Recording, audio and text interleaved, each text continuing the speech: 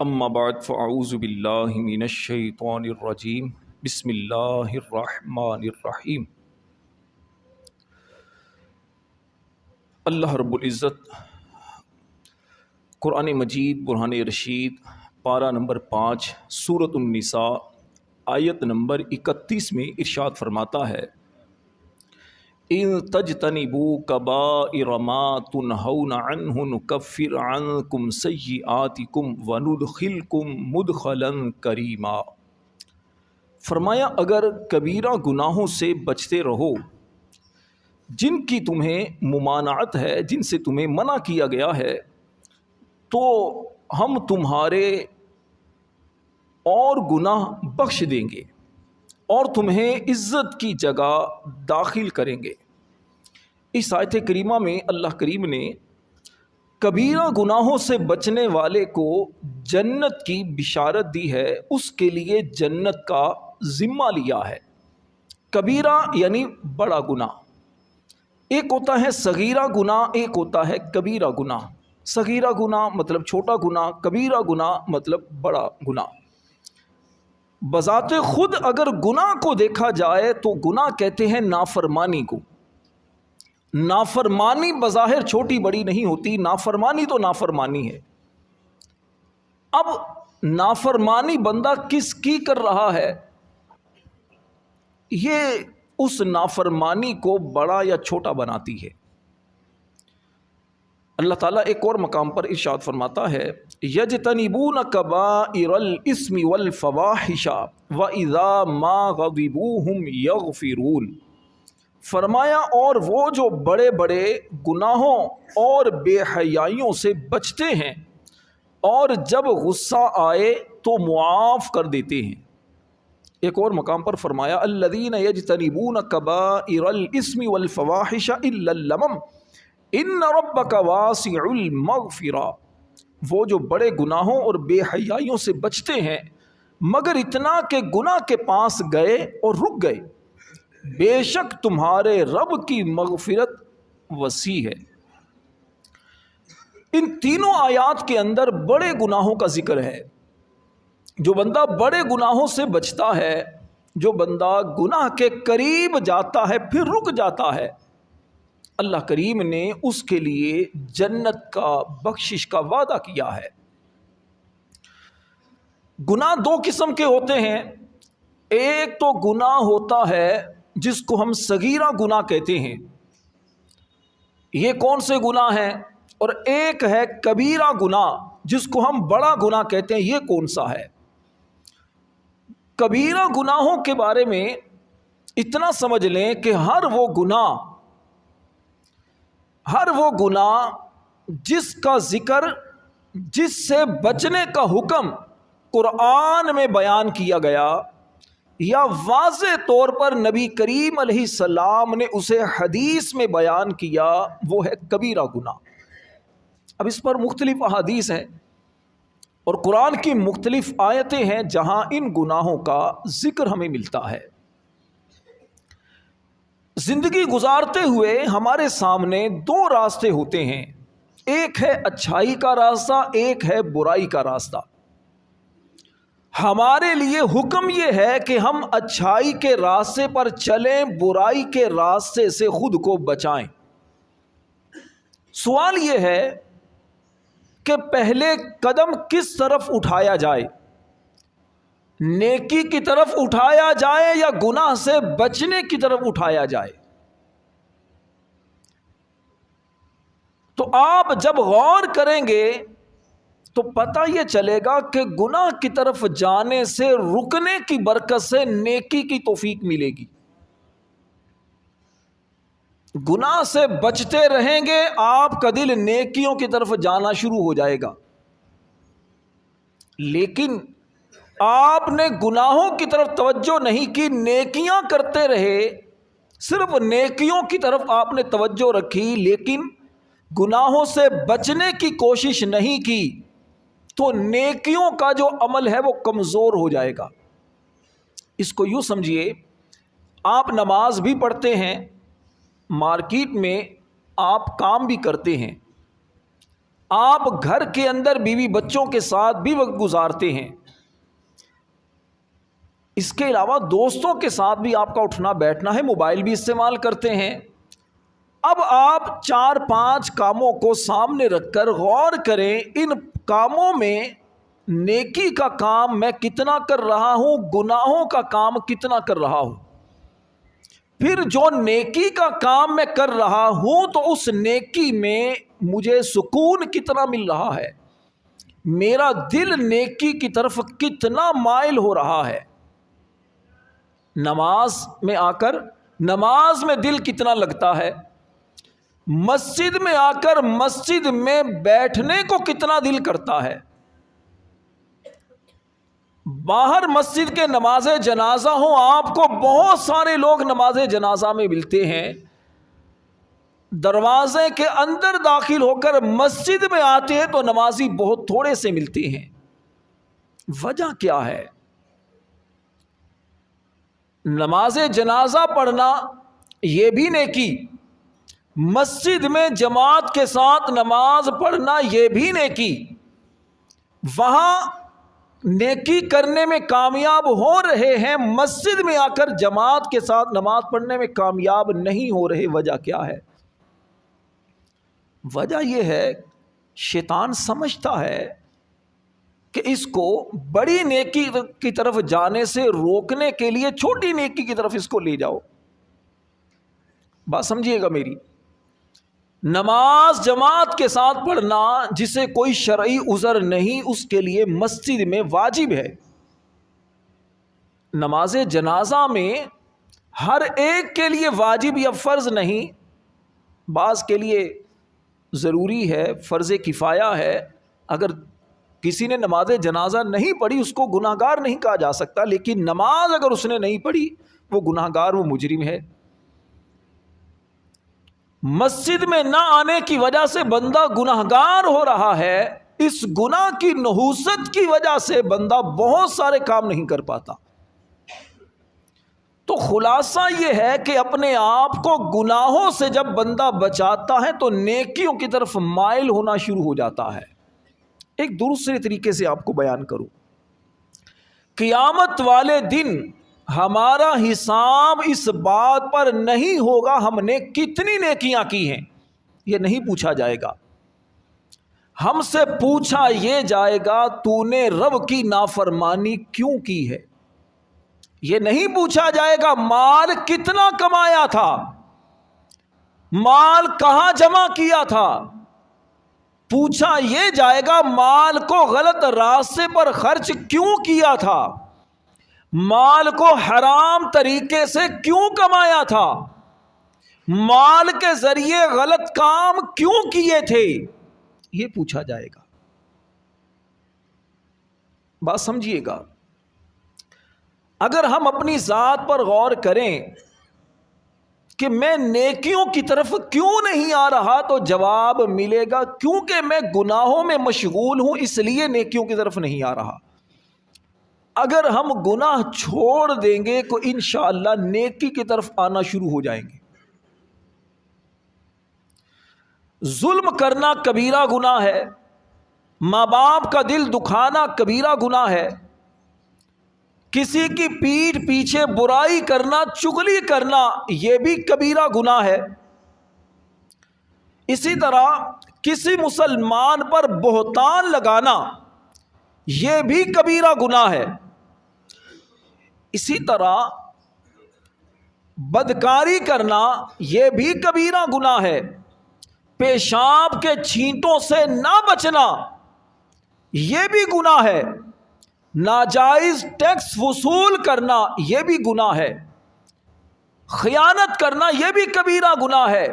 دکھلاوے کے لیے عمل کرنا، یعنی نماز اس لیے پڑھنا یا زکوٰۃ اللہ کے راستے میں جو مال آپ خرچ کرتے ہیں صدقے کے طور پر، یا کوئی بھی نیک عمل کرتے ہیں اس لیے کرتے ہیں کہ لوگوں میں میری واہ واہ ہو، مجھے لوگوں سے مالی فائدے حاصل ہو۔ جو بندہ نیک ہوتا ہے لوگ اس کی طرف مائل ہوتے ہیں۔ ریاکاری یہ بھی کبیرہ گناہ ہے۔ ان گناہوں کا ذکر قرآن کے اندر ہے۔ اسی طرح احسان جتانا کسی پر احسان کر کے احسان جتانا یہ بھی کبیرہ گناہ ہے۔ بہت سارے ایسے کبیرہ گناہ ہیں جن سے بچنا بہت ضروری ہے۔ جب بچیں گے تو اللہ نے جنت کا وعدہ کیا ہے، مغفرت کا وعدہ کیا ہے۔ نیکیاں درجات کو بڑھاتی ہیں، گناہ رب کے خوشنودی کا سبب بنتے ہیں۔ گناہوں سے بچنا رب کی خوشنودی کا سبب بنتا ہے۔ گناہ بندے کو رب کی ناراضگی کی طرف لے کر جاتے ہیں، رب کے غضب کو دعوت دیتے ہیں، جبکہ نیکی اللہ کی رحمت کو ہماری طرف متوجہ کرتی ہے۔ گناہ سے بچنے میں بھی دل کو سکون ملتا ہے، نیکی کرنے سے بھی دل کو سکون ملتا ہے۔ گناہ ہو جائیں تو اس کا بھی رب نے حل بیان کیا ہے، سچی توبہ کر لیں اور نیکیاں کریں کہ نیکیاں گناہوں کو مٹا دیتی ہیں۔ ان الحسنات یذہبن السیئات، رب فرماتا ہے نیکیاں گناہوں کو مٹا دیتی ہیں۔ تو گناہ سے بچنا ضروری ہے۔ گناہ کیا ہے؟ گناہ کسے کہتے ہیں؟ صحیح بخاری شریف میں فرمایا الذی حاک فی صدرک، گناہ یہ ہے جو تیرے دل میں کھٹکے، تیرے دل کے اندر بے چینی پیدا کرے۔ نیکی دل کو سکون دیتی ہے، گناہ دل کو بے قرار، بے چین، بے اطمینان کر دیتا ہے۔ جس عمل کو کرتے ہوئے آپ کے دل میں سکون نہیں آ رہا، آپ کا نفس آپ کو ملامت کر رہا ہے، آپ کو اندر سے صدا آتی ہے یہ کام غلط کر رہے ہو، اچھا نہیں ہے، اس سے رک جائیے۔ اور جس کام کو کرتے ہوئے دل میں قرار آ رہا ہے، سکون آ رہا ہے، رب کا شکر ادا کر کے اس کام کو کرنے میں لگ جائیے۔ جو لوگ کہتے ہیں موسیقی روح کی غذا ہے، گانا سننے سے ہمیں سکون ملتا ہے، میں کہتا ہوں بالکل ان کو سکون ملتا ہے۔ کیوں ملتا ہے؟ کیونکہ ان کی روح گندی ہو چکی ہے۔ گندی چیز کو گندگی پسند ہوتی ہے، اچھی چیز کو اچھائی پسند ہوتی ہے۔ میرے رب کا قرآن یہ کہتا ہے الذین آمنوا وتطمئن قلوبہم بذکر اللہ، فرمایا ایمان والوں کے دل اللہ کی یاد سے چین پاتے ہیں، ایمان والوں کے دلوں کو اللہ کے ذکر سے سکون ملتا ہے۔ جبکہ یہ کہتا ہے میرے دل کو سکون، میرے دل کو چین گانوں سے ملتا، اس کا مطلب یہ ہوا اس کا دل ایمان والا نہیں ہے۔ ایمان والا دل ہوتا تو پھر تلاوت میں اسے سکون ملتا، اسے نماز میں سکون ملتا، اسے اللہ کا ذکر کرنے میں سکون ملتا، اس کا دل مسجد میں لگتا۔ کہ صوفیہ کہتے ہیں المؤمن فی المسجد کالسمک فی الطیر، مومن مسجد میں اس مچھلی کی طرح ہوتا ہے جو مچھلی پانی میں سکون سے رہتی ہے، جب پانی سے نکلے تو بے قرار ہو جاتی ہے۔ کہا مومن بندہ، مسلمان بندہ جب مسجد میں آتا ہے اس کے دل کو قرار آ جاتا ہے، سکون آتا ہے، سجدوں میں لذت پاتا ہے۔ اور المنافق فی المسجد کالطیر فی القفص، کہا کہ منافق مسجد میں یوں ہوتا ہے جیسے پرندہ پنجرے میں بند ہوتا ہے، کب کسی کا ہاتھ دروازے پر لگے پرندہ فوراً سے اڑ جائے۔ ایسے نمازیوں کی بھی ہمارے مسجدوں میں کمی نہیں ہے، جو آتے ہی جمعہ کے بعد ہیں، جو آتے ہی سال کے بعد مسجد میں ہیں، جو آتے ہی کسی کے سوئم پر ہیں، جو آتے ہی اپنی کسی ضرورت پر مسجد میں آتے ہیں، کسی نماز میں مسجد میں آتے ہیں، لیکن دل ان کا بے قرار، بے چین رہتا ہے۔ ادھر امام سلام پھیرتا ہے، ادھر یہ مسجد سے باہر کی طرف بھاگ رہے ہوتے ہیں۔ ایمان والے، اللہ سے محبت کرنے والے مسجد میں بیٹھ کر نماز پڑھ کر پیشانیاں زمین پر رکھ کر اللہ کی بارگاہ میں سبحان ربی الاعلی کی صدائیں لگاتے ہوئے کہتے مولا تو پاک ہے، میرا رب پاک ہے۔ کبھی رکوع میں جا کر رب کی عظمت کی تسبیح بیان کرتے ہیں، سبحان ربی العظیم، میرا رب عظمت والا پاک رب ہے۔ کبھی قیام میں الحمدللہ رب العالمین، ساری خوبیاں اس اللہ کے لیے ہیں جو سارے جہانوں کو پالنے والا ہے، کبھی جناب وہ التحیات میں بیٹھ کر کہتے ہیں التحیات للہ والصلوات والطیبات، میری جسمانی عبادتیں بھی اللہ کے لیے ہیں، میری مالی عبادتیں بھی اللہ کے لیے ہیں، میری ساری عبادتیں اللہ کے لیے ہیں۔ اللہ سے محبت کرنے والے اللہ کے ذکر کے اندر سکون پاتے ہیں، کیونکہ یہ جانتے ہیں دلوں کا سکون، دلوں کی غذا، پاکیزہ دل کی غذا اللہ کے ذکر میں رکھی گئی ہے۔ اللہ خود فرماتا ہے الا بذکر اللہ تطمئن القلوب، سن لو اللہ کی یاد میں دلوں کا چین ہے، دلوں کا چین اللہ کی یاد میں ہے، یہ ایمان والوں کے دلوں کا چین ہے، کیونکہ اللہ کے ذکر سے ان کے دلوں کو چین کیوں ملتا ہے؟ کیونکہ وہ اللہ سے بہت محبت کرتے ہیں۔ والذین آمنوا اشد حبا للہ، اللہ فرماتا ہے ایمان والے سب سے زیادہ اللہ سے محبت کرتے ہیں۔